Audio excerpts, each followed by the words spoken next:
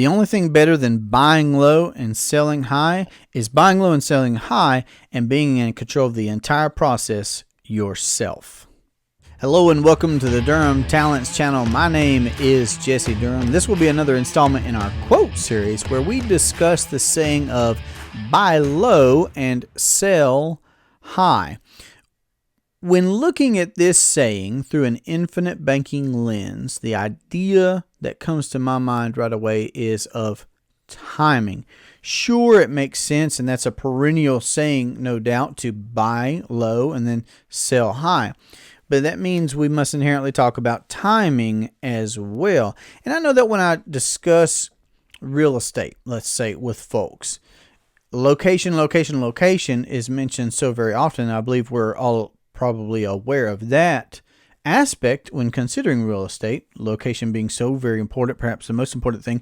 And yet it would seem that there have been times as well, and Nash makes a good example out of himself, being stuck at one particular point with $500,000 in real estate deals at 23% interest.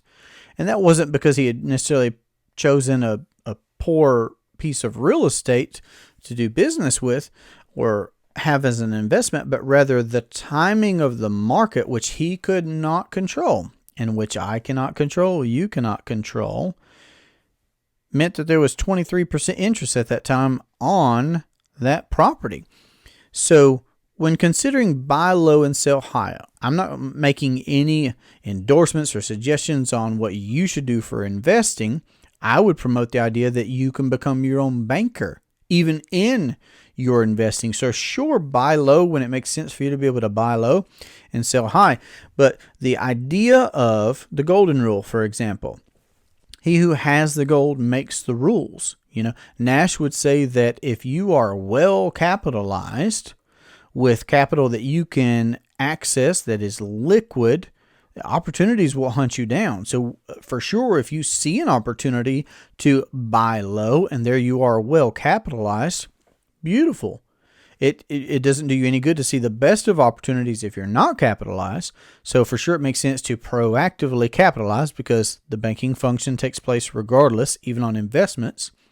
So we could position ourselves to buy low, but then we don't necessarily, again, if we've accounted for the banking function, that means that we've built up appreciating assets and properly structured whole life policies with a mutual company that pays a dividends. Those are appreciating assets that we privately own and control.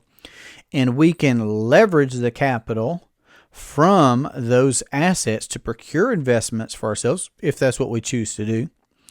And we can do so on our own terms and conditions and either pay that back right away or with a sale. If we're waiting for that to go up higher and then we make a sale there, we have an entity that we own and control to be able to recapture principal, recapture interest that would have otherwise gone to someone else, recapture profits. All that can go to a system that we own and control. But also if we need to wait, then because we're accounting for the banking function in our own lives or in our own business or in our own investing portfolio, we're not beholden to someone else to be making payments and be losing interest back. We can do that as it makes sense for us according to our investing plan. So buy low, sell high? Absolutely. And if you'll account for the banking function on your investing, then what will that mean for your profits, for your earnings? If you're earning nothing currently in banking and you begin, even if you just get started with a first step by getting a policy, then your growth in that industry, your growth in that space is exponential from what it was because it was nothing. So if there's anything better than buying low and selling high, it's buying low, selling high, being your own banker in that entire process. And that's the indicative word, the entire process, because banking is not the investment. Policies, owning policies, those are not the investments. Those are assets, to be sure, and appreciating assets. But it's what you do with the capital that you can leverage from a policy controlling that process that can exponentially add to whatever it is that you may already have going on. So I hope that that's been an intriguing thought. And if you'd like to have a conversation about how to implement the infinite banking concept into your household or your business or your investing, then you can reach me at 828-817-4223, or you can email durhamtalents@gmail.com. This has been a great pleasure for me. I look forward to our next conversation. Have a great day. Take care.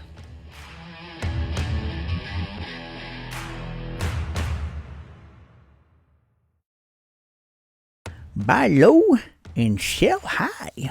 Buy low and sell high. That's not it. That's not it. This is not right. Nope. Buy low and sell high. Oh, no. Buy low and sell high? That's not it either. Buy low and sell high. I'm a real boy.